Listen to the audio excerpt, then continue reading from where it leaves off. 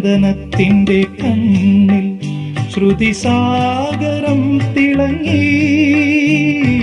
ചാരേ കൺ തുറന്നതോ സുവർണ്ണ താരകം.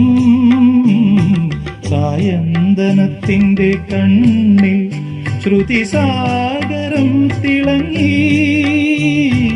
ചാരേ കൺ തുറന്നതോ സുവർണ്ണ താരകം.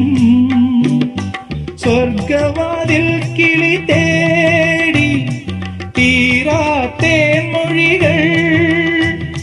നാദം നാദം മൃദുവായി പൊഴിയും നിലവിൽ പോലും.